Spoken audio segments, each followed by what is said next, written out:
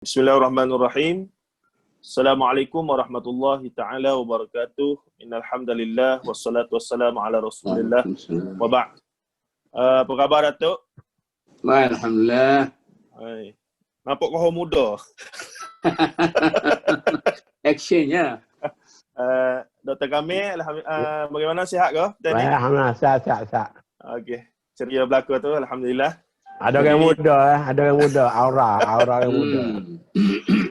Jadi topik pada petang ini, sebagaimana menjadi rutin di page Datuk ni, luar biasa lah. Kalau kata dulu terpaksa pergi kelas, kena buat poster, kena panggil ramai orang dan seumpamanya. Tapi hari ni dengan ada hikmah jugalah COVID kita ni, antara lain menyebabkan sarjana-sarjana macam Datuk, macam Dr. Kamil walaupun sudah bersara daripada mengajar dalam kelas, tapi akhirnya dapat lagi menyumbang buah fikiran dan seumpamanya melalui medium yang ada ni. Ini satu bagi kami generasi muda, satu rahmat daripada Allah Taala lah. Sebab tak boleh yang tu, Allah bagi yang ni. Gitu. Jadi topik kita pada petang ni, saya menontonlah topik-topik yang dibincangkan oleh Datuk dengan Dr. Kamil di page ni buat sekian lama. Saya ingat setahun 2 tahun dah kot. Dok buat sebelum COVID lagi. Datuk semua. Jadi topiknya pelbagai dan seumpamanya sesuailah dengan pengalaman Datuk dan Dr. Kamil. Saya ingat hampir 50 tahun berkecimpung dalam bidang kesarjanaan ini. 40 tahun lebih. Dan ini saya sengajalah timbulkan topik berkepedulian. Saya tahu Dr. Kamil ada tulis secara dengan 2 tokoh yang kita nak bincang pada hari ini. Iaitu tentang Abu Hamid Hujjatul Islam, Abu Hamid Muhammad bin Ahmad Ghazali rahimahullah, dan juga Syekhul Islam Taqiyuddin Abdul Halim Ibn Taymiyah rahimahullah taala. Jadi sayanya secara peribadi, sebab kita ni tidak mengkhusus ataupun mengaji secara all-rounder, jadi saya suka melihat, memerhati dan berkawan dengan semua pihak. Jadi suka melihat perspektif-perspektif yang menarik untuk kita boleh ambil manfaat lah. Jadi saya mendapati antara tokoh yang paling dominan, ataupun boleh kata tak boleh kita nak abaikan bila bincang tentang Islam, sama ada fiqhnya, sama ada usul fiqhnya, maqasid syariahnya, sama ada akidahnya, apa aspek lah sekalipun dalam firaknya apa semua, mesti akan sentuh nama 2 orang tokoh ni, iaitu Syekhul Islam Ibn Taymiyah dengan Abu Hamid Al-Ghazali rahimahullah. Jadi sebagaimana tahu topik petang ni, pengaruh mereka di Malaysia, sepengalaman Datuk dengan Dr. Kamil mengaji di Azhar dulu, balik Datuk pula pergi ke UK, balik pula mengajar pula.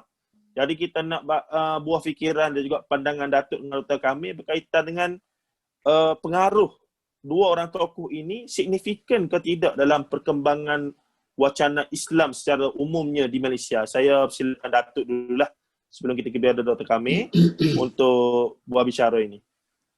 Ya, bismillahirrahmanirrahim.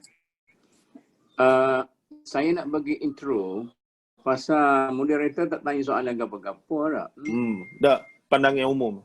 Okey. Jadi macam inilah, oleh kerana kita hari ini pertama kali kita buat perbincangan tentang perbandingan. Jadi saya awal-awal lagi nak buka perbincangan ini dengan mengatakan bahawa kajian perbandingan ini 25 kali ganda susah daripada kajian tidak perbandingan. Jadi kita kena tahu kedua-dua belah pihak, kemudian sikap tidak menyebelahi mana-mana dan sebagainya. Cuma saya nak bagi tahu kepada masyarakat kita bahawa di antara Al-Ghazali dengan Ibn Taymiyah ini ibarat macam apple dengan limau. Kalau kita nak banding, mesti kita banding apple dengan apple, limau dengan limau. Jadi bila kita banding antara apple dengan limau, kita kena berhati-hati bahawa kita berada depan kita tu 2 objek atau 2 subjek yang ada mempunyai kelebihan dan kekurangan masing-masing. kita tak boleh nak apa semua sekali. Jadi dalam pengajian saya sebagai seorang pengkaji syariah, terutama sekali, termasuklah juga dari segi sejarah perkembangan syariah dan sebagainya, terutama sekali fiqh, kita perlu ada 2-3 perkara asas sebelum kita buat bandingan antara dua orang. Iaitu pertama sekali, mereka itu lahir di zaman mana? Kerana perbezaan zaman boleh memberi perbezaan dalam banyak hal. Jadi kalau zaman mana antara dua orang tokoh besar ni, bezanya ialah 200 tahun. Mana lebih teruk daripada kalau orang nak banding antara saya dengan Dr. Kamil ni dengan Tok Kenali. Tak sampai 200 tahun lagi. Tapi kalau kita sekarang ni jarak dia kan, jarak dia kat saya dalam kelas tu, saya tanya, mana lebih baik Tok Kenali dengan sekian-sekian orang pada zaman ini? Tu masyhur tu. Masyhur contoh tu. Orang kata, Tok Kenali ni gini. Padahal dua tu tidak sama. Jadi perbandingan kalau yang keduanya ialah mana mereka hidup dan berada. Jadi Imam Ghazali lahir 1058 dan meninggal 1111. Ibn Taymiyah lahir 1263, meninggal 1328. Ini semuanya tarikh Masihi lah, nak suruh masyarakat kita mudah faham. Kemudian Imam Ghazali ni orang Iraq. Orang Iraq ni dilebak dalam budaya Parsi. Kemudian Taymiyah ni ialah orang yang Syria. Syria ni dia banyak pengaruh Roman kat situ. Itu berbeza ni kan. Kemudian keilmuannya. Keilmuan pula, Imam ini berada di zaman kemajuan Islam berada di puncak. Iaitu zaman Abbasiyah, zaman lahirnya Nizam al-Mulk dan sebagainya. Jadi dia hidup dalam sebuah negara yang maju dan telah mencapai kemajuan yang tinggi. Tetapi Ibn Taymiyah lahir dan beraktiviti di zaman pergolakan politik. Masa tu Baghdad sudah pun ditawan oleh Tatar. Imam Ghazali seorang ahli akademik sepenuh masa yang ideal dengan idealismenya. Imam Ibn Taymiyah ialah seorang yang aktivis. Dia ahli politik, dia campur politik, dia pergi ke medan perang apa semua sekali. Jadi mereka ini ada dua watak yang berbeza. Jadi kalau bila kita nak banding nanti, kita perlu adil, terutama sekali masyarakat kita lah. Jangan cepat-cepat kata nak tenang, buang itu. Dari segi ilmu, kedua-duanya lebih kurang lah. Orang zaman dulu ilmu dia ensiklopedik. Ada tafsir, ada fiqh, ada kalam, semua sekali. Cuma Ibn Taymiyah ni, dia lebih kepada, kalau kalamnya ataupun ilmu-ilmunya, dia lebih direct kepada Al-Quran Sunnah. Imam Ghazali, dia banyak mengemukakan pemikiran-pemikiran mazhab. Kerana pada Imam Ghazali, ilmu masih murni. Pada zaman Ibn Taymiyah, ilmu sudah dikotori oleh apa yang selalu saya sifatkan sebagai debu-debu zaman. Dia perlu membersihkan debu zaman itu, maka dia kena balik pada Quran dan sebagainya. Kalau kira dia menulis buku, sama-sama, saya duduk bilang-bilang lebih kurang 70 buku seorang. Jadi kalau kita nak buat bandingan antara dua ni, kalau kita tak baca semua buku dia tu, kita tidak bersikap adil. Itu introduction saya. Baik, Dr. Kamil, mungkin boleh tambah lagi apa yang sudah Datuk sambung tadi tu? Bismillahirrahmanirrahim. Assalamualaikum. 100% saya setujulah apa yang Datuk kata. Cuma saya tengok dekat awal ni, keserupaan dan kebersamaan mereka kedua ni adalah mujaddid Imam Ghazali mujadid pada abad ke-5 Hijriah. Sedang Ibn Taymiyah adalah mujadid abad yang ke-7 Hijriah. Imam Ghazali seorang, kita panggil tower lah, tower personality lah. Sehingga ada orang mengatakan gambaran Islam selepas Nabi, para sahabat dan tabi'i, maka Imam Ghazali lah nak cari Islam yang sebenarnya. Sebab Imam Ghazali walaupun banyak orang sebut dia tasawuf, tetapi sebenarnya dia ialah tokoh ensiklopedia yang Datuk Mu sebut tadi. Dalam Mustasfa Usul Fiqh pun dia hero. Dalam Syafi'i Fiqh dia ni disebut sebagai Syafi'i yang kedua. Dalam mantik, dalam falsafah pun dia tokoh hebat. Jadi segala bidang ilmu tu dia hebat. Cuma dia mengatakan kok mana pun aku lemah sikit dalam bidang hadis. Berbeza dengan ilmu tengah. Orang ahli hadis sehingga dikatakan kalau sebab dia ni dia hebat dalam bidang hadis. Dan masa untuk kita akhir ni saya tengok CCNA PhD tidak ada tokoh yang lebih banyak dia daripada Imam Ghazali. Dia ada lebih daripada dia. Ibn Taymiyah pula daripada abad dia lahir sampai kepada abad 19. Dia ni diketepikan, orang tak pandang, orang kata macam-macam. Dia semula digila dan nama dia masuk Abdul Satu ni menjadi rujukan kepada golongan yang wasati, yang pertengahan dan golongan-golongan yang ekstrim. Mulu sebab Ibn Taymiyah ni seorang yang radikal. Dalam politik radikal dan dalam hukum hakam pun dia walaupun dia bermazhab Hambali tetapi dia banyak keluar daripada pandangan-pandangan Al-Ghazali, pandangan-pandangan Ibn Hanbal sebab dia ada metod falsafah dia. Sedangkan orang-orang hadis ni biasanya ketepikan falsafah. Jadi dua tokoh ni saya kata macam menara Kuala Lumpur lah. Dua mercu tanda yang tak dapat kita nafikan. Menarik analogi Dr. Kamil tu.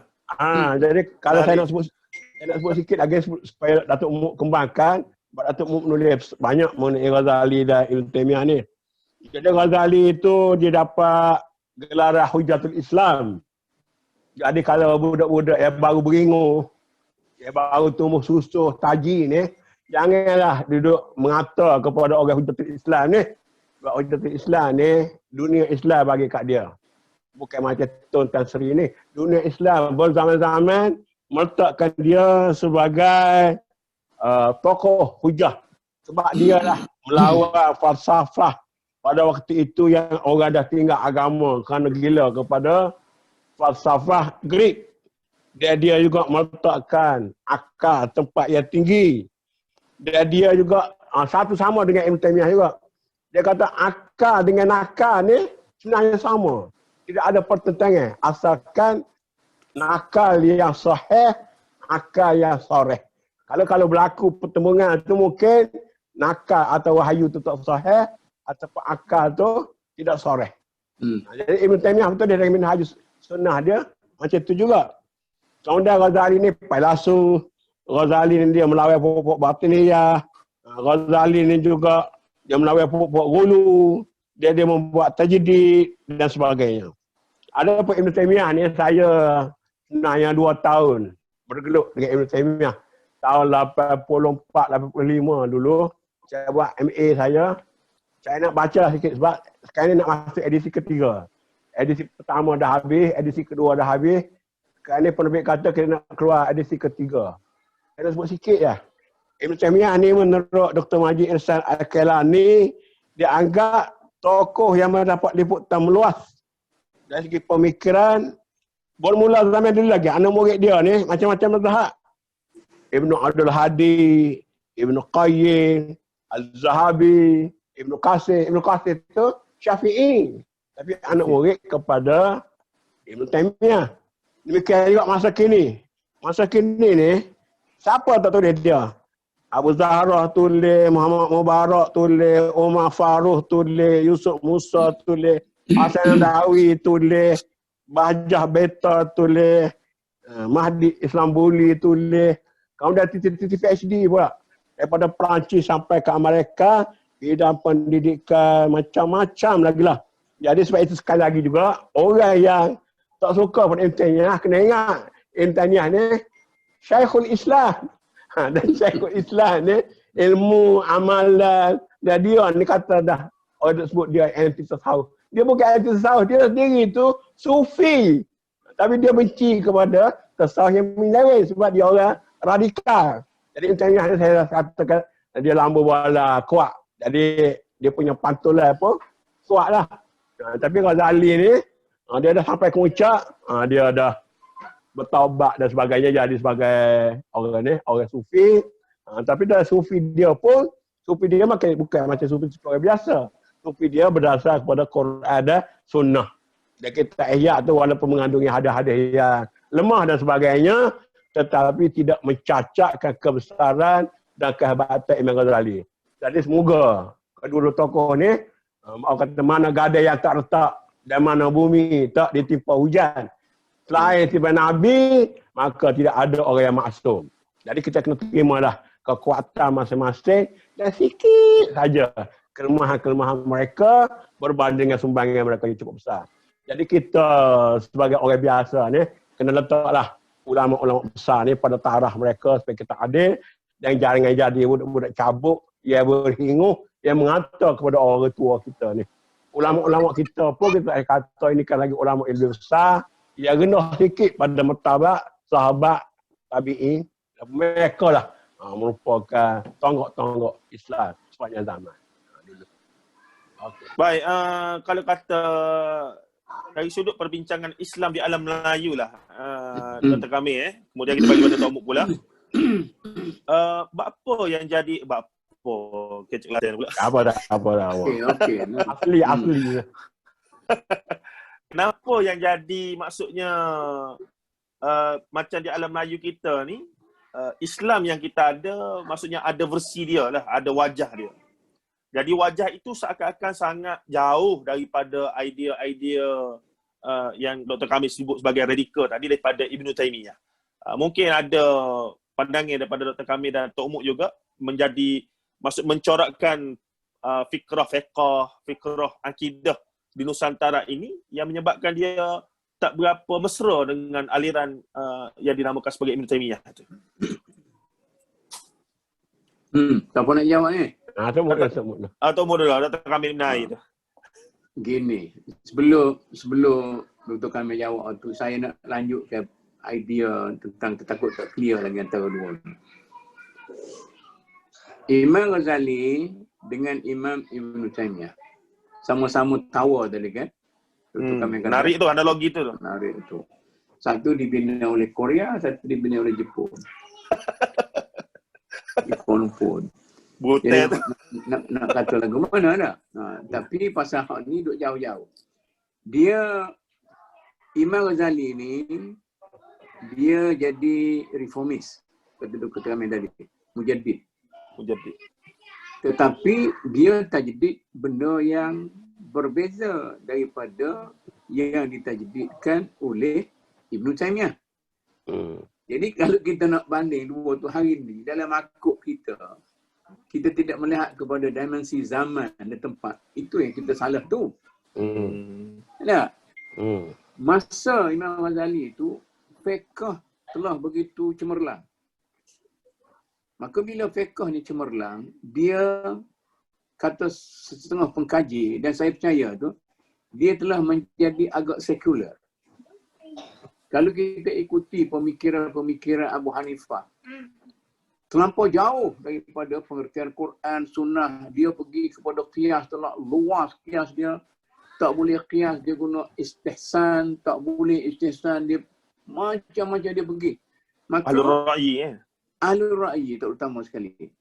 Jadi oleh kerana itu, kata Imam Ghazali, para ulama, terutama sekali ulama fiqh pada waktu itu, sudah hilang waraknya. Dan ilmu-ilmu fiqh Islam pada waktu itu sudah kehilangan ruh agama. Maka dia kata, maka oleh kerana itulah, maka aku menulis Ihya Ulumuddin.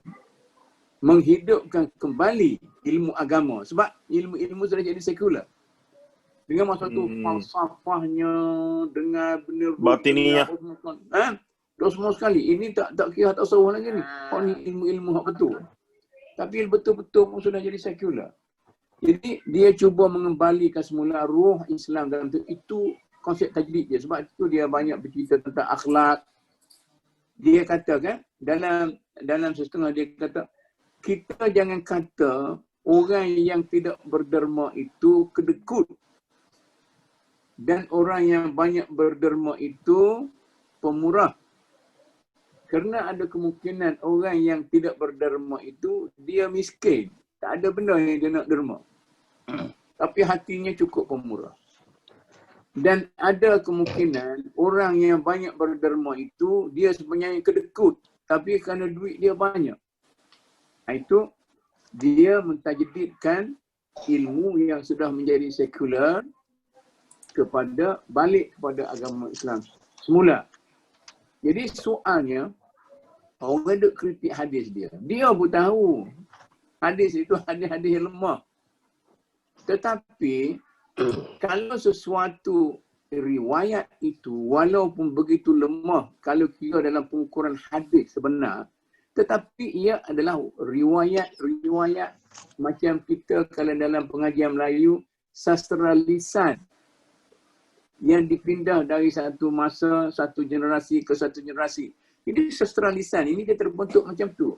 Maknanya, walaupun dia itu tidak merupakan hadis yang sahih, tetapi ia menggambarkan tradisi pemikiran Islam yang diwarisi dari zaman ke zaman. Macam Imam Malik.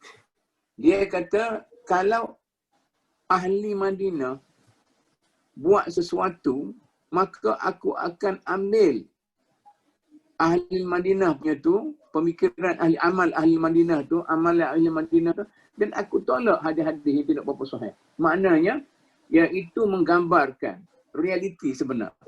Jadi apa yang dimasukkan oleh Imam Ghazali yang dia kata, itu pengukuran ilmu hadis. Tapi kalau pengukuran pemikiran Islam dan fiqh, itu lain. Dan dia pula cakap tentang fadail. Sedangkan Ibn Taymiyah, tajdid dia lain. Tajdid dia ialah membersihkan ilmu-ilmu Islam itu daripada kekotoran karut-marut, terutama sekali kekotoran mazhab-mazhab yang sangat taklid sehingga mentabrirkan macam-macam yang sudah keluar daripada landasan ilmu. Maka dia mengajak orang balik kepada Quran dan Sunnah. Mana ada dua medan yang berbeza. Itu tadi kan. Jadi mungkin dari segi inilah maka kita perlu melihat apabila kita nak bincang di Malaysia ni, malangnya ia dibincang oleh para ulama kita yang suka berlawan antara sesama lain, mencari pengaruh antara sesama lain. Jadi masing-masing tunjuk hero dia lah. Ini tunjuk hero dia ni, ini tunjuk hero ni. Sedangkan ini ada tujuan-tujuan yang tertentu. Okey, bolehlah. Bagilah untuk kami jawab masalah Malaysia, biar dia mula dulu. Kalau dia kata, nanti saya ikut follow dia lah. Boleh tak kami? Hai, mute tu.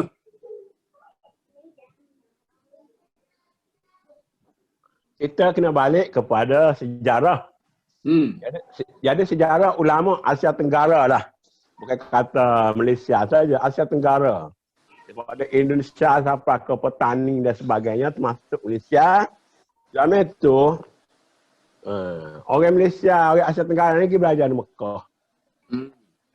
Dan Mekah pada masa itu, mengajar kitab-kitab ahli sunnah wal jamaah. Pendekatannya akidah Asy'ari, fiqh Syafi'i Di atas Sauh ialah Imam Ghazali. Kita ambil contoh lah. Di Malaysia, Tok Kenali lah tokoh paling besar balik ilmu tu. Buka Pondok Kenali. Seluruh Asia Tenggara mari belajar dengan Tok Kenali. Di Sumatera ada satu kampung nama kampung Kenali. Maknanya amalan Tok Kenali tu saya tengok doa dia, apa dia ni mencerminkan amalan yang dibuat oleh Imam Ghazali dalam kitab Ihya Ulumuddin. Termasuk doa-doa wirid-wirid lepas sembahyang dan banyak amalan-amalan kita tu ialah amalan Imam Ghazali. Sebab tu orang di Asia Tenggara ni lebih kenal Imam Ghazali daripada Imam Syafi'i. Lebih kenal Imam Ghazali daripada Imam Asy'ari. Jadi Ahli Sunnah wal Jamaah tempat kita ni ialah yang dibawa melalui saluran Al-Ghazali. Jadi daripada Tok Kenali dan selepasnya tu lah berkembanglah di Asia Tenggara ni amalan-amalan dan juga pemikiran doktrin Imam Ghazali. Kemudian ketika itu Saudi masih lagi kuat amalan Ahli Sunnah wal Jamaah. Sehinggalah munculnya kerajaan Ali Saud selepas jatuh Kerajaan Osmaniyah Turki, maka lahirlah pula di Saudi Arabia orang yang memperjuangkan Wahabi. Dan Wahabi ni kebetulannya saya katakan tadi, Ibn Taymiyah ni diketepikan sehinggalah datang Wahabi ni merujuk kepada kitab-kitab Ibn Taymiyah di India yang Dahlawi, kemudian gerakan Islam semasa juga masuk Ikhwan dan sebagainya, sama ada yang wasati pertengahan maupun yang ghulu, semua merujuk kepada literature ataupun kita sebut sekarang naratif yang dibawa oleh Imam Ibn Taymiyah. Jadi mutakhir ni ada anak-anak kita pergi belajar Saudi di bawah bumbung Wahabi atau Muhammad Abdul Wahab. Jadi orang ni dah mula buat balik. Dia mulalah berkocok. Sebab itu kalau zaman dulu, zaman lepas Mesir, India, Indonesia tu tak banyak sangat. Tapi adalah sikit sebanyak. Latih daripada pengaruh juga Ibn Taymiyah melalui Jawadi Afghani, melalui Abduh, Rashid Ridha, baliklah sikit tapi ada golongan kaum muda kita sebut, tapi tidaklah melampau-lampau. Tapi bila balik yang mutakhir ni daripada Saudi dengan aliran Wahabi, maka mestilah berkocoklah suasana di tempat kita antara kaum muda dengan kaum tua. Dan bila datang yang balik-balik yang kemudian lagi dia baru naik taji, naik khusus ni, dia bilang dia lantung macam Ibn Taymiyah dah ada. Jadi balik ke dia pun kuat jugalah. Kau timbullah isu kafir mengkafir, bid'ah membid'ah. Padahal saya baca, saya duduk 2 tahun baca buku Ibn Taymiyah ni, banyak orang-orang yang duduk sebut tu sebenarnya orang tak faham apa sebenarnya yang dikanak oleh Ibn Taymiyah. Jadi masalah kita ni dalam bab agama ni banyak baca sekerat, banyak tak faham.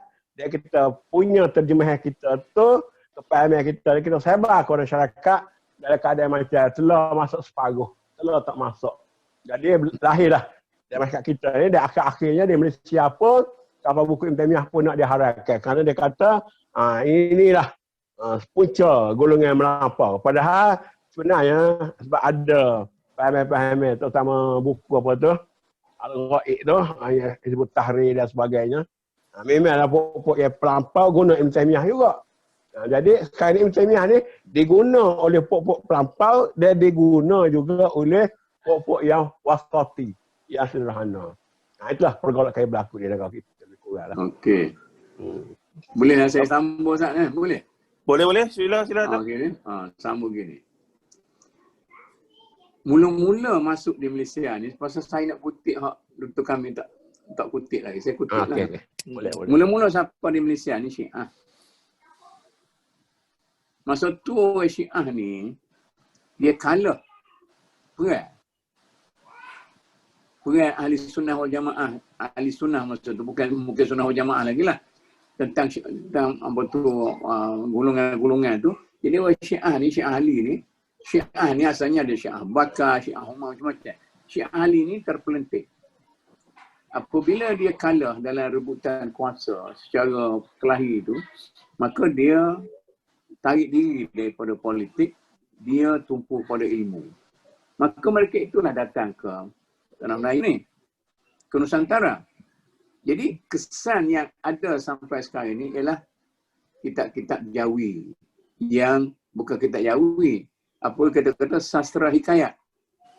Hikayat Muhammad Hanafiah, hikayat Nabi bersyukur, hikayat apa.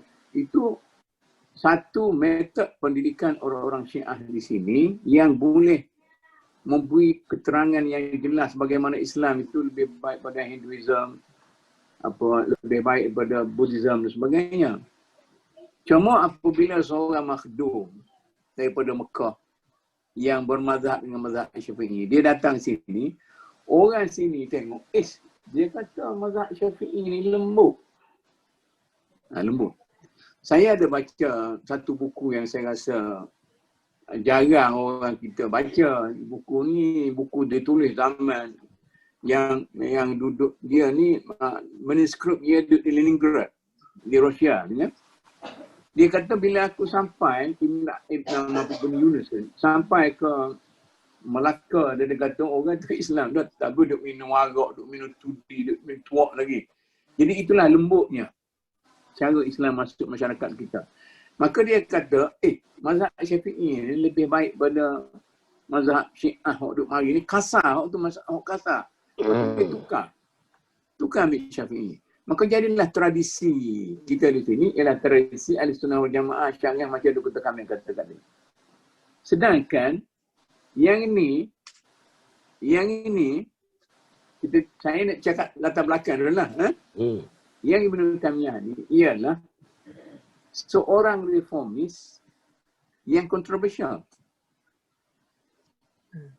Imam Ghazali seorang reformis yang bagus. Macam orang Bani saya dengan Dr. Kamil lah. Apa dia kata Ustaz Muk ni keras, kasar. Ustaz Kamil ni lembut. Ada orang tanya. Saya jawab macam mana? Saya jawab, dia tu menurut keluarga saya sebelah mak, lembut-lembut. Saya ni menurut keluarga saya sebelah pok, kasar-kasar. Saya tengok lagi buku kan. Buku Ghazali, Imam Ghazali, Ihya Ulumuddin. Macam mana lembut tu. Nak menghidupkan semula ilmu agama. Lembut ke tu. Orang boleh terima lah. Tak terima lah. Tak kira. Tapi buku Ibn Taymiyah, As-Siyasah Syar'iyyah fi Islahir Ra'i wal Ra'iyah. Dua biji ni, saya pilih inilah buku yang mewakili masing-masing dan negara kita ni. Orang tak baca Wasit, Imam Ghazali tak baca Wajiz, tak baca Mustasfa, baca Ihya sebutir tu je. Di sini pun, orang baca As-Siyasah Syar'iyyah ni sebutir. Dia compare dua tu. Buku ni dia kata, terjemahan buku As-Siyasah Syar'iyyah, political policy, political science dalam membetulkan kerajaan dan rakyat. Kah gitu? Nak betulkan kerajaan, nak betulkan rakyat dalam bab pertama lagi babul imamah, masalah kepimpinan dan pemerintahan dalam negara. Dia bantai bok dengan pecah amanah apa-apa semua sekali. Jadi sekarang ni, kalau macam tu, sejarah latar belakang dia, siapa dia pun tak akan marah pada Imam Ghazali. Sebab Imam Ghazali tidak menyentuh siapa-siapa. Pada satu masa, seorang lord daripada British, daripada England, dia pergi ke Mesir. Dia jumpa dengan seorang, siapa dia, Taufik, siapa dia, Hakim. Dia dengar orang azan sekeliling kota Kahirah tu. Semua. Mata kan mikrofon bukan ada lagi. Lock chroma siapa dia dah pergi. Dia kata apa itu? Orang terjawab, itu azan. Apa jadi bila orang azan? Pergi solat. Bila solat apa jadi? Baliklah. Dia kata biarlah orang tu nak azan berapa puluh kali sehari pun okey. Ini masa Mesir di bawah British punya mandat. Tetapi Ibn Taymiyah tidak macam itu. Ibn Taymiyah mengajak orang merevolusikan, menentang penjajahan Tatar dan sebagainya. Maka Ibn Taymiyah ni maknanya idea-idea adalah bahaya kepada kepenjajahan. Maka oleh kerana itu, tidak ada siapa yang menyentuh Imam Ghazali sebab dia salim. Orang tak kritik Dr. Kamil, tak kata. Tapi kepada Muhammad Sudi, mesti, ni cabar orang, kata orang ni. Kata kau. Sebab dua yang berbeza. Okey? Jadi ceritanya, apabila kita ada perkembangan, kita ada orang balik daripada Mekah, kita ada orang balik daripada Mesir, kita ada orang balik daripada India. Orang balik daripada Mekah, orang Mekah ni dia baik-baik, dia tak jahat dengan orang kecuali satu golongan sahaja. Satu golongan, iaitu golongan ni kalau kena baca cerita sejarah belakang, latar belakang Muhammad Abdul Wahab. Bagaimana Muhammad Abdul Wahab membantu orang-orang Hijaz untuk merebut kuasa politik daripada Turki. Dia nak jadi khalifah di dunia Islam pada waktu itu. Dia mesti cari orang yang betul-betul kasar untuk menyerang politik-politik ni. Maknanya Wahabi adalah satu wadah politik. Yang Imam Ghazali ni satu wadah akademik semata-mata tanpa politik. Yang sepatutnya kita sekarang ni ialah politiko-akademik ataupun akademiko-politik. Itu kita lemah. Kita hanya mempertikaikan salah satu daripada dua ni. Tapi kita lemah kalau kita tidak menyatu padukan antara dua keperluan ini. Terutama sekali, bila yang saya kemudian sikit, yang masalah balik pada Mesir, Mekah dan Saudi. Yang baru yang pertikaian benar, yang sangat pertikaian mengapa pengikut-pengikut yang membaca, menganut Ibn Taymiyah itu dianggap sebagai penjahat, sebagai pemberontak, sebagai apa semua sekali.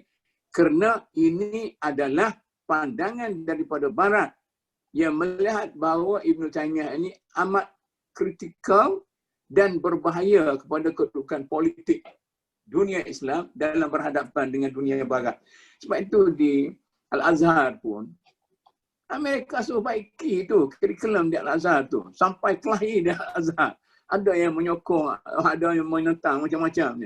Jadi masa pemerintahan apa semua sekali itu, Syekhul Azhar yang sekarang ni tak berani nak mari Malaysia. Tak berani. Saya boleh bagi tahu tu. Saya duduk UIA pada waktu tu, dia nak bagi doktorat kehormat pun. Saya menulis apa tu. Yang apa tu untuk apa tu ucapan apa semua. Dia tak berani datang. Sebab soal kontroversial sangat. Jadi oleh kerana itu, jadi kita terjebak dalam perbalahan antara bangsa yang menggunakan dua ulama ini sebagai puppet masing-masing. Ini masalah kita.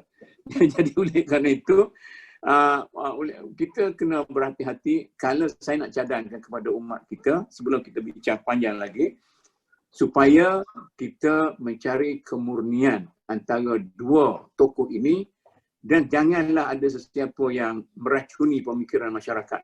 Sama ada pihak ahli intelektual atau orang politik ataupun pegawai-pegawai tadbir yang bertanggungjawab terhadap keselamatan dan sebagainya. Jangan menghasut masyarakat supaya berkelahi, berbalah, berada di hadapan atau di belakang tokoh masing-masing untuk menghancurkan masyarakat kita berbelah bagi. Okey. Okey. Dr. Kamil ada nak tambah lagi kah? Ada soalan kah? Ada soalan tapi sebenarnya sudah terjawab dengan perbincangan kita tadi. Saudara Furqan ni dia sebut kenapa fahaman ekstremis dah melampau dalam takfir. Selalunya dinisbahkan kepada aliran Ibn Taymiyah. Padahal fenomena ini pun boleh dilihat dalam aliran-aliran lain. Maksudnya, kenapa yang ditonjolkan mereka yang cenderung pada aliran Ibn Taymiyah saja banyak takfir kan. Walhal bila kita baca betul, dia takfir, adapun hukum-hukum itu dikeluar atas dasar ada sabab urut dia lah. Iaitu bila orang tanya soalan dan tidak dibaca konteks yang ada orang nak buat jahat ni, dia Ialah dia nukil sikit. Itu macam Dr. Kamil dengan apa nama Tok Muk sebut tadi lah. Saya boleh sebut yang macam ni lah. Islam ni luar satu perbincangan tentang tamadun, tentang ilmu dan sebagainya. Tetapi lepas kita dijajah, bermula dengan zaman dia Al-Afghani, Abdul Rashid Ridha dan kemudiannya Ikhwan Muslimin dan berbagai, maka perbincangan dunia Islam lebih menekan kepada Islam siasi, politik Islam. Jadi bila politik Islam, kalau kita tengok tadi, banyak rujuk kepada Ibn Taymiyah. Kalau akademik Pesik, banyak kepada Imam Ghazali.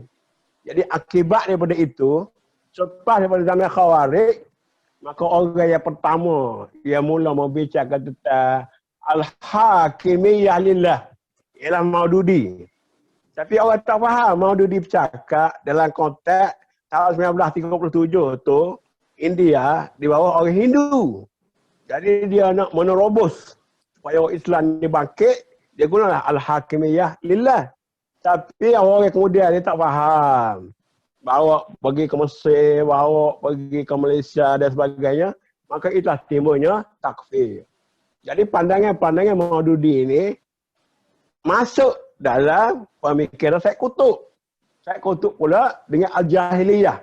Dalam Ma'arif At-Tariq, Al-Jahiliyah dalam kitab tafsir Al-Quran, dia juga ada latar belakang dia di Mesir tu. Sebab dalam itu Nasir dia ambil keputusan di Rusia, dan dia bunuh orang Ikhwan. Jadi dia pun ada latar belakang juga. Jadi ustaz-ustaz kita ni, buat balik kitab Maududi bahasa Arab, buat balik kitab Said Qutb tu, 100% kita bercakap tentang politik Islam. Jadi bila kita bercakap tentang politik Islam, kita tak bercakap tentang ilmu Islam, tentang pekor Islam banyak. Namun dalam politik Islam lah, orang akan merujuk kepada Ibn Taymiyah. Dan Ibn Taymiyah ni memang saya katakan dia radikal.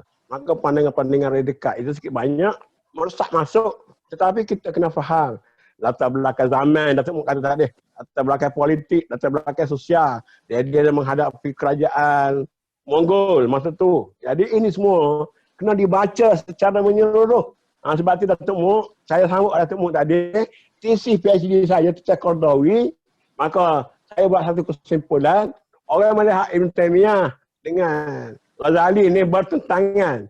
Tapi Qaradawi dalam buku dia, kita melihat, saya pun tekan yang ini, dia melengkapi antara Ibn Taymiyah dengan Imam Ghazali. Itulah kesimpulan yang saya jumpa dalam tesis PhD saya tentang Qaradawi.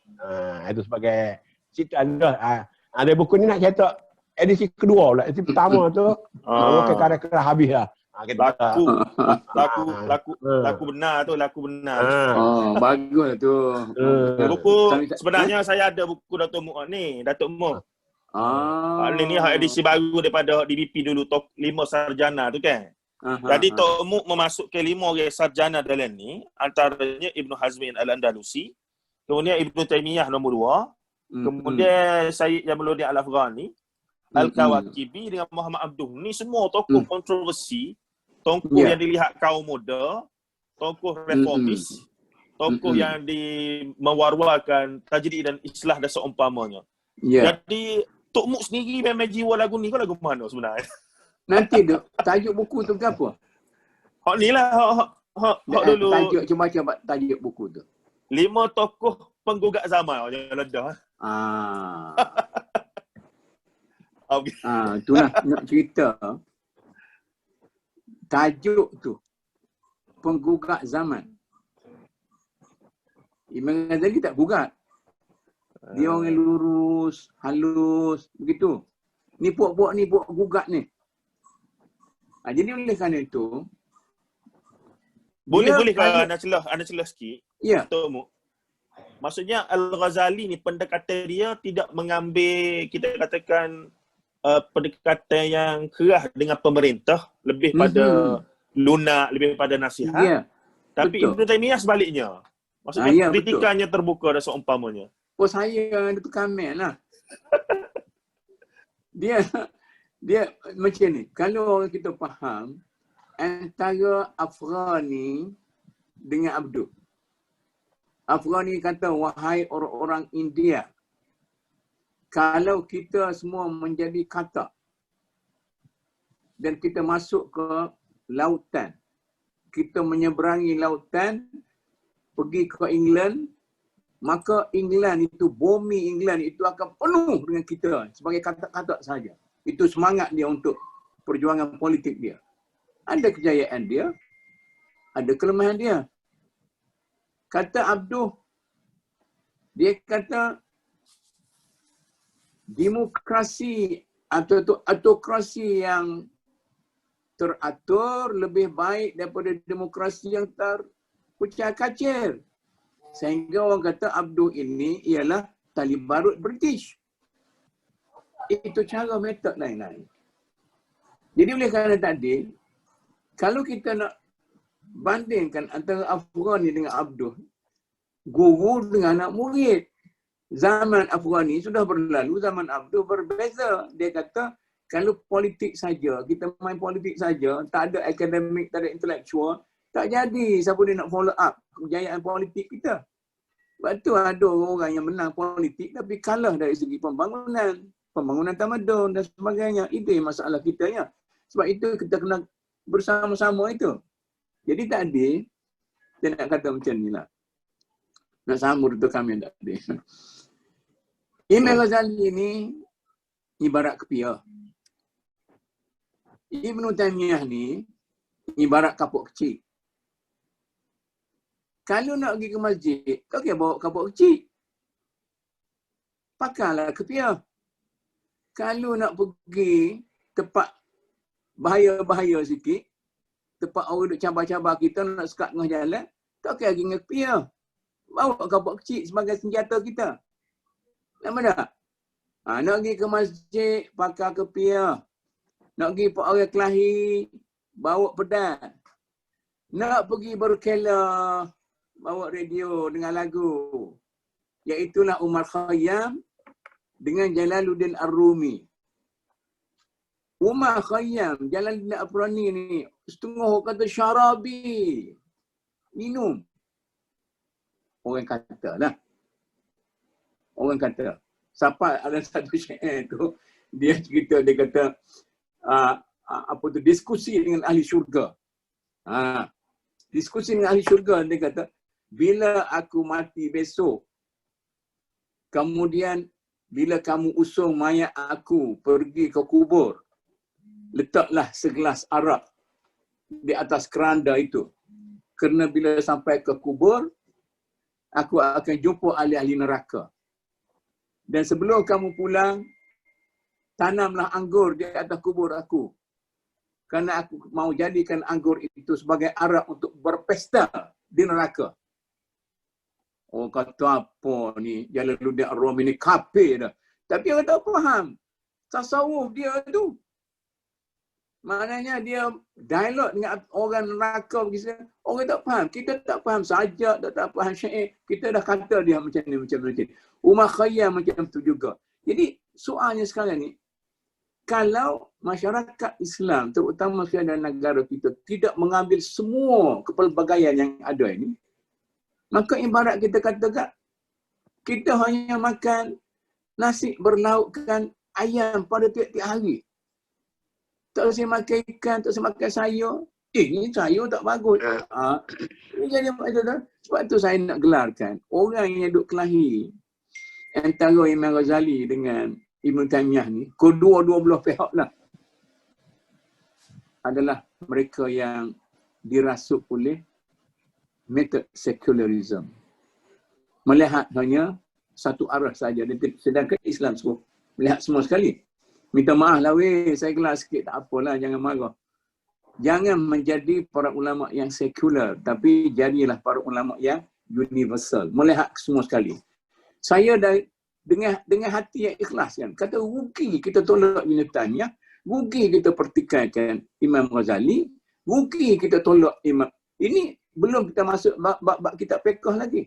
Zaman dulu perbalahan antara Ar-Raniri dengan Fansuri dicatat oleh sejarah perkembangan sastra Islam. Sedangkan kedua-duanya betul. Fansuri kata ilmu itu sama seperti santan. Ilmu itu sama seperti santan. Yang lain tu kulit semua. Ada sama seperti kelapa. Kulit saja.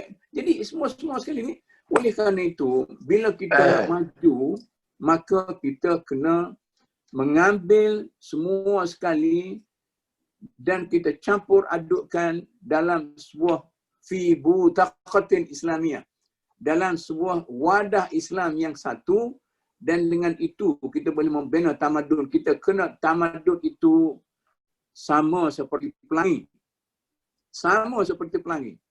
Colornya banyak. Kalau kita nak bertamadun dengan satu color saja, kalau merah, kalau hijau, kalau biru, macam-macam parti-parti politik kita ni, malah kata Imam Nawawi kita, bukan Nawawi zaman dulu. Ghazali Nawawi. Dia kata, Mu, aku sekat buta ni, dia kata,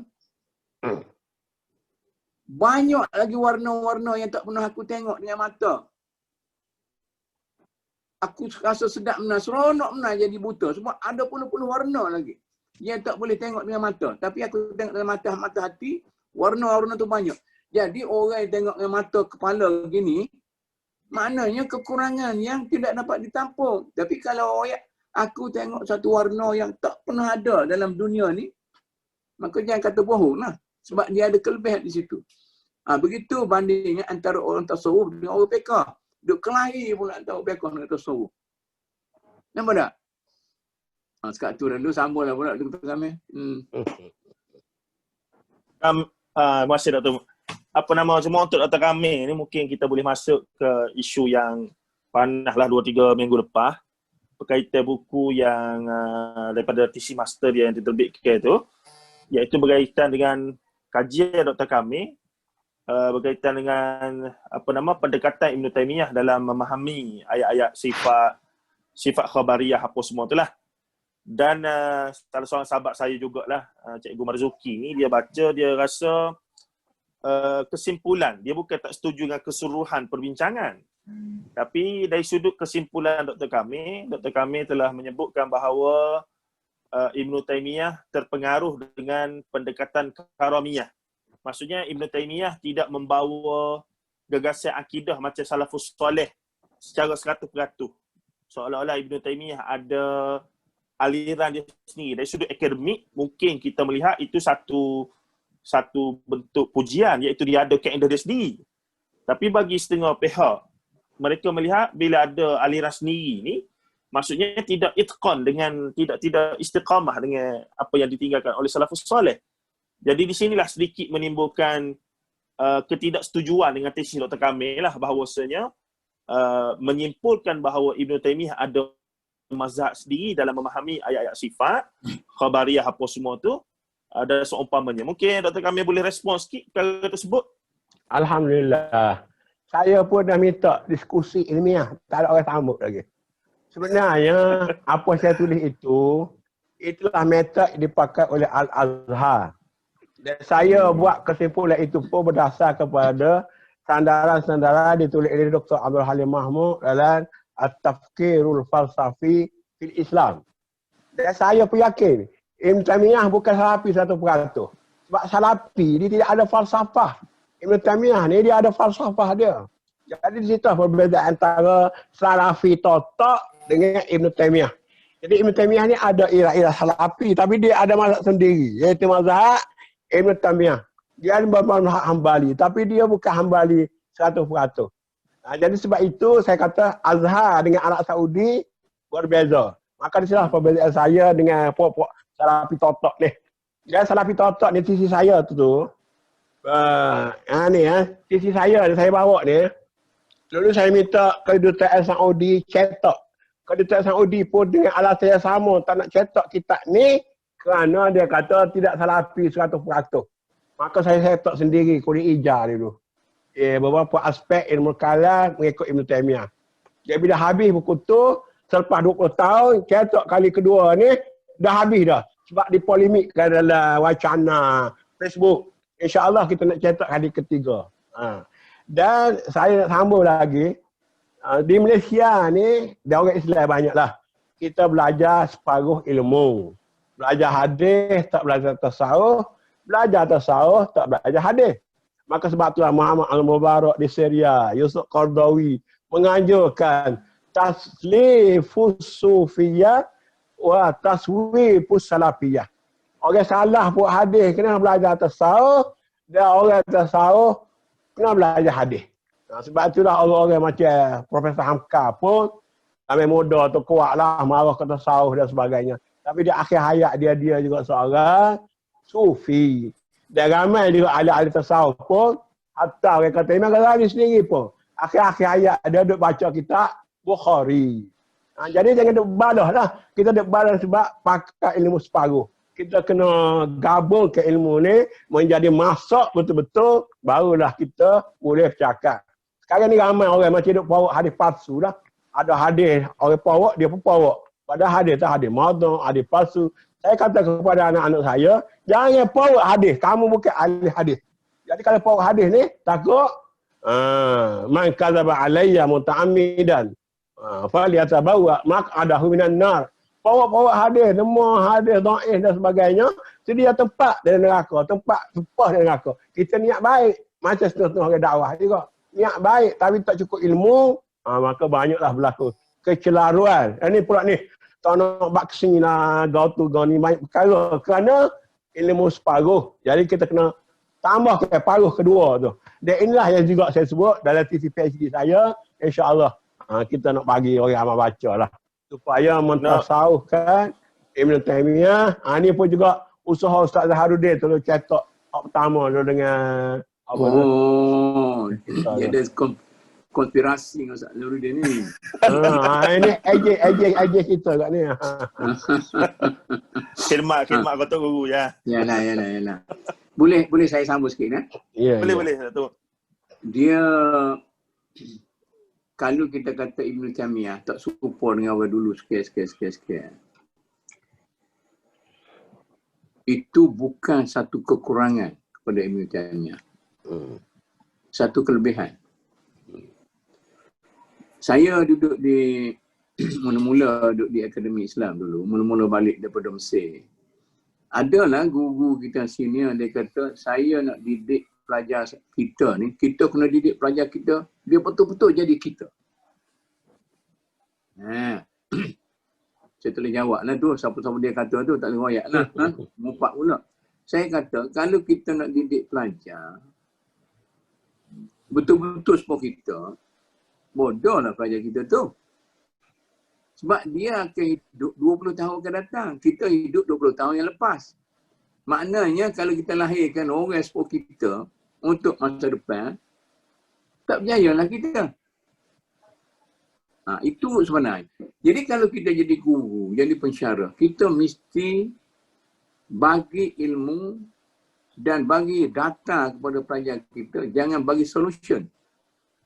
Kalau kita bagi solution saja, terutama tak bagi data, bagi solution saja, pelajar tu akan jadi bodoh.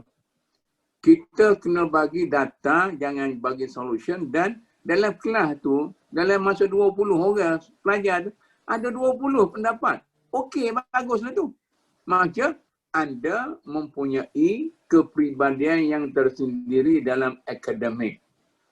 Adakah oleh kerana Ibn Taymiyah itu ada pendirian sendiri dalam akademik, ia sudah terkeluar daripada garis landasan pemikiran salafi? Tidak.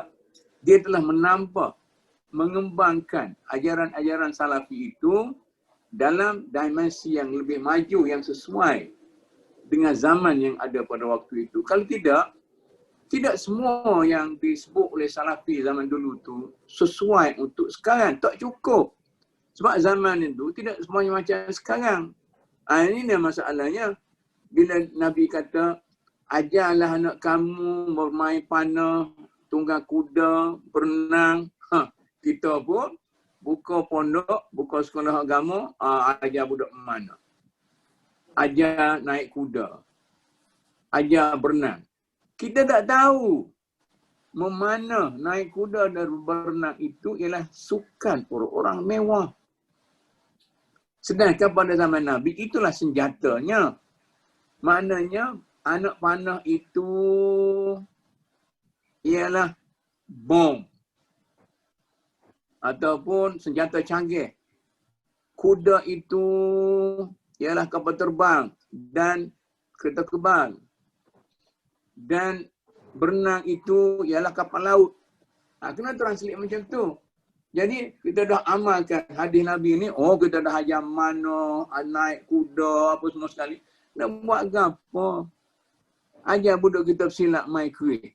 Untuk mengingatkan zaman cemerlang dulu boleh lah. Tapi nak lawan orang dengan kuih lah ni. Orang tembak awal-awal lagi habis tu. Itu masalahnya. Itu yang perlu kita. Jadi bukan satu keaiban bagi Ibn Taymiyah kalau ada orang kata bahawa dia mempunyai jalur naratif yang tersendiri kerana zaman dia tu 400 tahun lebih daripada zaman Salafi masa tu. Nampak? Mana dia Salafi yang kedua, Salafi ketiga, Salafi keempat. Jadi kita kena buka sikit kita punya dimensi berfikir tu. Macam kita katalah Mu'taz. Nah, Ustaz ni orang Kelantan dah. Kelantan. Mu'taz Cimbuk. Ingat Mu'taz Cimbuk? Cik. Mu'taz Cimbuk ni dia banyak generasi. Tapi Cimbuk situ lah. Cimbuk dulu tawas sikit. Kerana keadaan yang berbeza. Cimbuk ni lagi lain. Marilah gula batu, marilah anak sekolah. Jadi kadang-kadang daripada Cimbuk tu naiklah sekolah, anak sekolah. Ini benda-benda yang boleh menyebabkan kita dimensi kita terhadap ilmu tu kita kena luas. Jangan kita hanya mengguna teropong yang kita ada itu untuk meneropong semua-semuanya. Saya masuk di Mesir dulu, saya baca satu buku Nabal. Nama dia Asyubah, jendela, tingkap. Ada seorang daripada jauh tu, Silibis. Mari duduk di Qaharah ni, dia menggunakan mentaliti sempit itu akhirnya dia mati membunuh diri kerana dia silap anggap semua dalam dunia ni. Itu yang menjadi masalah kita. Jadi oleh kerana itu berkat dengan keadaan, melihat dengan keadaan di Malaysia sekarang ni, kita perlu mobilisasi semua tenaga yang ada. Kita hentikan perbalahan-perbalahan sampingan itu. Nak pakai jubah pendek sikit ke, panjang sikit ke, ekor serban kita panjang sikit ke, pendek sikit ke, tungkak kita tu pendek ke panjang, itu hal-hal sampingan. Lagak kita berjalan pun tak serupa. Orang ni jalan melenggang, orang ni jalan macam ni. Jadi itu semua variety. Jadi kepelbagaian dalam masyarakat kita. Daripada kepelbagaian itulah lahirnya tamadun Islam yang musmir, yang banyak mempunyai buah dan natijah yang baik. Diambil daripada Parsi, ambil daripada Rom, ambil daripada negeri-negeri lain, campur. Maka dia jadilah satu tamadun Islam yang hidup dan segar. Banyak mengepek dia tu. Cuma itulah Ana duk tengok juga soalan-soalan daripada yang bersama kita ni dekat dengan daripada 60 orang tadi naik dekat 200 juga ni. Alhamdulillah. Tapi skala banyak lagi rasanya bila Tok Muk live dengan orang lain ni. Cuma dari sudut mungkin soalan lah daripada Ana kita pun nak alah ke berpak dah ni. Tok Muk sendiri yang terlibat dengan perbankan Islamnya, dengan perundangannya apa semua. Jadi bagaimana pihak profesional, sebab Ana perasan bila perbincangan di surah masjid bahagian fiqh ibadah, semestinya sangat tertutup lah. Sebab kita ada dah aliran rasmi yang meletakkan mazhab Syafi'i begini-begini. Dan dari sudut perundangan pun hampir setiap negeri melainkan perlis lah meletakkan enactment undang-undang syariah itu mesti qaul mu'tamad mazhab Syafi'i. Tapi bila pergi kepada perbankan, muamalah apa semua, kita lihat mereka sangat terbuka mengambil pandangan daripada mazhab, talfiq mazhab lah kita kata ya. Dan tidak ada isu pun di situ. Sebabnya dia sama-sama golongan profesional itu saja, golongan muamalah itu saja. Tapi bila benda tu dibawa pada masyarakat, sudah. Jadi di sini mungkin Tok Muk boleh ngepek sikit lagi kepada kita ni. Sebab suasana itu menarik, anda perhatilah. Orang bank negara kata saya ni loose. Longgar. Longgar. Jadi saya bila kita menjadi penasihat kepada bank, metod kita bank tu bukan nak buat masjid. Bank tu nak cari untung. Maka segala peruntukan, perundangan, peraturan saya mesti tafsirkan kepada pentafsiran yang boleh menguntungkan bisnes kita. Kadang-kadang dikatakan oleh pok-pok kita bank negara yang lebih-lebih alim daripada kita lah. Tok Mo ni nak masuk J kau ni. Boleh J ni kalau macam ni. Bila sampai peringkat tu kan. Saya kata macam mana? Yes sir. Yes sir. Kita tak pergi lebih daripada tu dah. Jadi kita tahu bila dalam ilmu ini kita ada kewarasan yang tersendiri, tetapi kewarasan kita itu bila bertembung dengan kewarasan orang yang lebih majoriti, maka kita apalah, okeylah. Jadi kebetulan pula puak token-token kita tu dia kata, tak payah nak lawan bank negara. They are our boss. Tahu tak? Jadi saya pun biasalah. Walaupun hati saya tak berasa apa yang ada dalam kaedah-kaedah keuangan Islam dalam negara kita sekarang masih lagi konservatif dan tidak boleh memberi jalan kepada bank Islam itu untuk menandingi konvensional. Tapi bila bank negara kata, ini setakat ni apa ni? Maka saya pun yes sir. Maknanya kita tidak berkelahi dari segi pandangan. Apalagi yang Ustaz tanya tadi, memang luas. Kata orang Middle East kan, yang Malaysia ni dia kata dah tubik daripada mazhab semua sekali. Sebab itulah keuangan Islam di Malaysia lebih hebat daripada di Dubai, di Saudi, di Kuwait dan sebagainya. Kerana kita lebih ta'akul dan sebagainya. Jadi oleh kerana itu, sebab itu saya katanya, kita naik kapal terbang, duduk dekat dengan Wetina, daripada Kuala Lumpur sampai ke England, ke London. Saya pernah naik tu. Daripada Kuala Lumpur, pergi ke Brussels, di mana tau? Vienna. Turun tu, kata orang Wetina, thank you for everything. Everything gapo ya, kita tak cuy-cuy bawa. Mana begitu? Comel ke tidak tu? Comel putih ke mesti. Tapi nak ceritanya.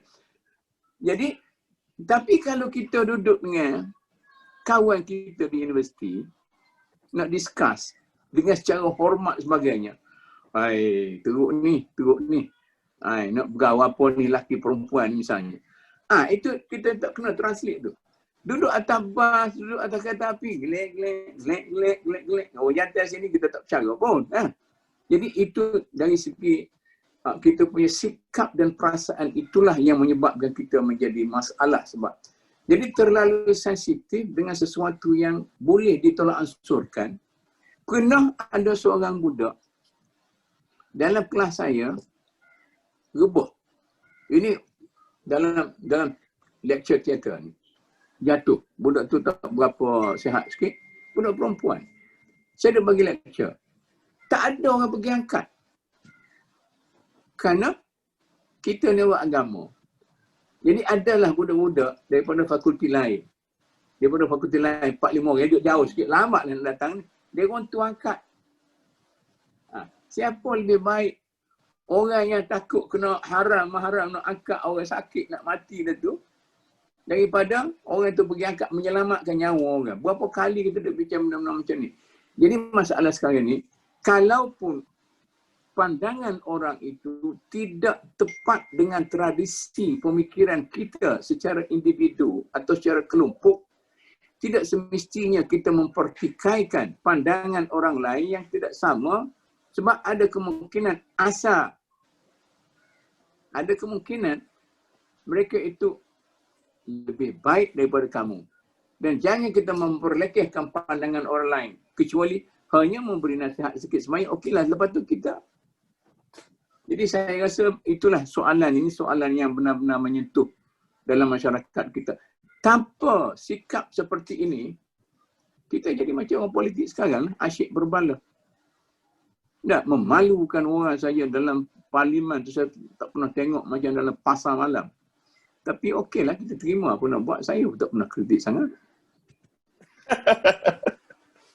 Itu menarik tu, tak apalah. Kita simpan sesi lain pula tu. Dr. Kamil, mungkin soalan lah juga daripada saya. Dr. Kamil terlibat dengan JAKIM lama sebagai panel kajian akidah. Begitu juga di majlis Majlis Ulama Kelantan ni kita panggil tak. Jadi pengalaman sebab tak ada benda yang lebih berharga daripada pengalaman orang lama yang terlibat dengan realiti yang kami ni tak mungkin, wallahu alam ada peluang tak sampai ke situ.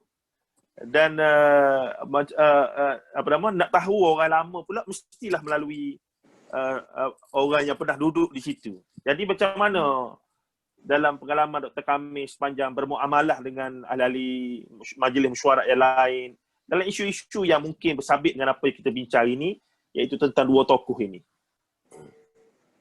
Nah, sebenarnya Datuk Muk lebih lama lagi. Nama saya ni baru-baru lah. Cuma saya nak sebut macam ni lah.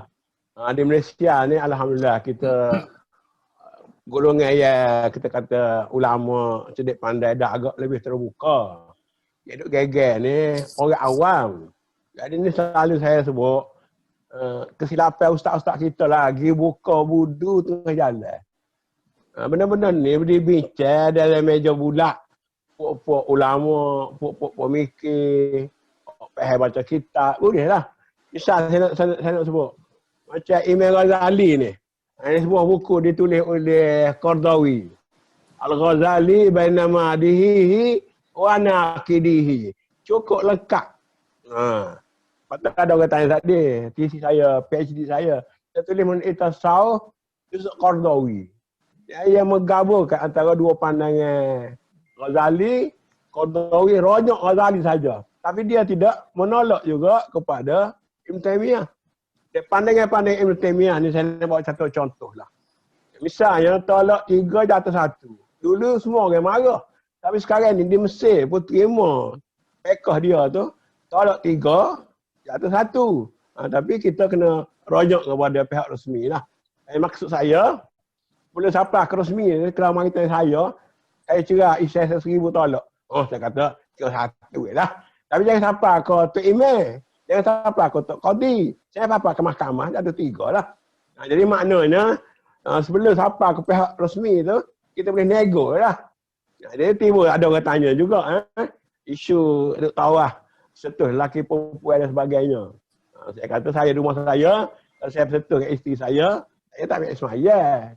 Pasal saya pegang mazhab, tak batal. Tapi isteri saya kena ambil ismaiyah. Dia masih pegang mazhab, batal. Jadi bergantung kepada tingkat maklumat, pengetahuan, pegangan kita masing-masing.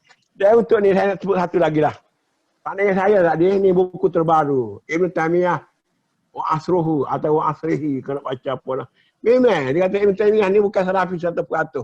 Dia ni ada, dia punya mazhab, dia punya falsafah. Ni buku terbaru ni, cukup ilmiah. Cukup ilmiah.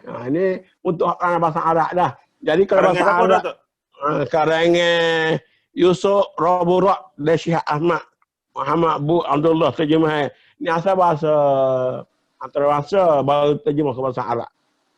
Ini semua pandangan-pandangan yang cukup kritikal lah. Jadi kita boleh baca benda-benda ni. Jadi siapa tahap akademik ni, mana biara akademik dah bicaranya. Iaitu tukar gula, ada tukar gula, tukar buat wudu, ada tukar wudu. Masalah kita ni caput tangan, tak tahu. Ustaz ni ada 100 jenis ustaz. Ustaz radikal siapa, ustaz pensyarah, profesor emeritus pun ustaz semua. Jadi gaul habis. Itu jadi tak kaki hijau tu. Jadi kita kena, masyarakat kita kena jadi apa ni kalau ni jauh hari mengenal mahnikai. Paling tidak bolehlah ada sikit sebanyak penapis untuk menapiskan mana yang baik, mana yang buruk, mana yang betul, mana tak betul. Jangan sembrono. Kalau sembrono, apabila pun tak selesai masalah kita. Dia kena faham bidang masing-masing. Saya dah menganjurkan, ni tak yakin ni. Orang mengajar di masjid pun, orang dulu akidah mengajar akidah. Orang dulu pekah mengajar pekah. Orang dulu hadis mengajar hadis. Dia tak kau garuh kursi ni. Garuh kursi ni bahaya ni. Dulu bahasa Arab, ngajar fiqh lagi, tasawuf lagi, hadis lagi, tafsir habis rosak. Mari pula PU ke da'i ke baru-baru ni lagi lebih mengarut. Kita nak beri pesan lah. Bukan marah, pesan anak-anak muda, adik-adik kita, anak-anak muda. Dalam bab ni kita kena sabar, kena jujur, kena tahu setakat mana kita boleh pergi. Kalau tidak kita tergelar lah dalam ilmu yang mendalam ni. Sebab tu bab Ibn Taymiyah dengan Imam Ghazali ni jangan nak setuh dah. Kalau kita hak kata baru kain panjang sedekah, tak payah mendoga lauk yang dalam. Ya, terima kasih. Baik, Dr. Kamil ada soalan ke Tok Muk ke? Tok Muk ada soalan ke Dr. Kamil ke? Sebelum kita tutup ni. Hai, kena soal luar. Tak ada apa lah. Kita inilah saya ni dengan dia ni jam yang kecil dan inilah cara kita berbual. Maknanya perbualan kita mengenai benda-benda ilmiah dengan ayah kita dulu pun macam tu juga. Jadi inilah kehidupan kita. Jadi kalau yang berlaku hak tak betul, salah, kita rasa salah macam ni. Tapi dia rasa betul, okey lah. Tak ada masalah. Nah, jadi itulah cara saya rasa sikap macam orang tanya betul lah. Macam satu masa tu dia orang keliru. Dia ingat saya dua ni orang sorang. Dia kata macam mana Tok Muk ni? Dia kata sekali baik, sekali lembut, sekali pemarah, sekali keras, bengis, semua sekali. Rupanya dua personaliti yang berbeza. Cuma kita membina sikap yang berlebih kurang dalam ilmu. Saya rasa itulah tidak soal itu nak buat kenyataan.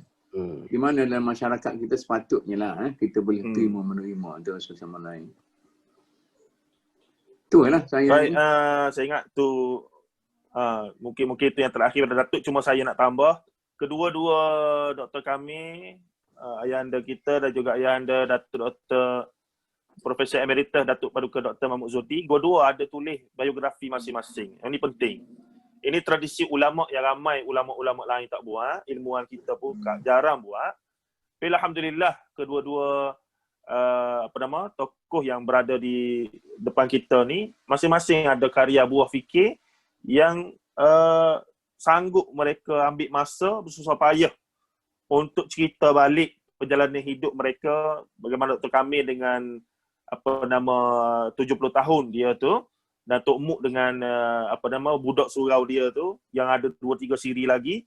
Saya ingat banyak lagi sebenarnya dia tak cerita tu, tapi untuk sebagai zikrayat bagi mereka dan juga sebagai kudwah ataupun contoh untuk kita sebagai anak muda ni memadai lah. Tak perlu setuju semua sebenarnya, tapi terlalu banyak kebaikan dalam tulisan-tulisan mereka berdua ni. Saya serulah pada pendengar kita lebih kurang ada 200 orang ni supaya paling tidak memiliki semua karya-karya mereka. Setuju tak setuju nombor 2. Itu boleh dibahaskan, dibincangkan. Hari ni ada platform terbuka macam ni. Kalau kata nak buat live pun, nak bincang boleh. Saya jadi moderator pun tak apa. Kita tak ada masalah. Cumanya menghidupkan wacana begini dengan atmosfer yang dada terbuka, dan benda ni saya banyak belajar masa sempat duduk di API sebentar lah, Dr. Muk ya, masa ambil diploma. Jadi sempat belajar dengan tokoh-tokoh. Saya pelik lah, mana ada belakang di API. Syiah ada sebut, hak ni ada, hak tu ada. Boleh duduk sekali. Boleh puas sekali. Ada pelik sungguh. Apa tak balik ni?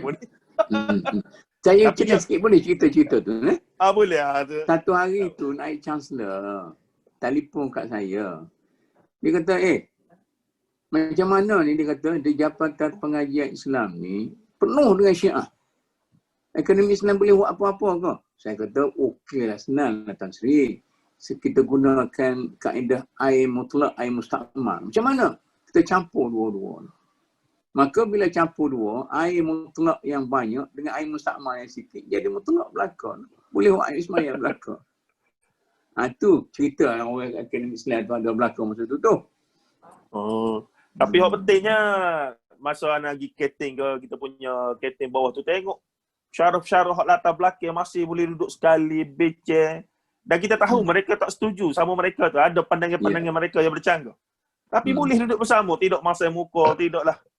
Jadi ni satu benda yang Ana ingat perlu dikembang luahkan di dalam masyarakat kita di luar sana lah.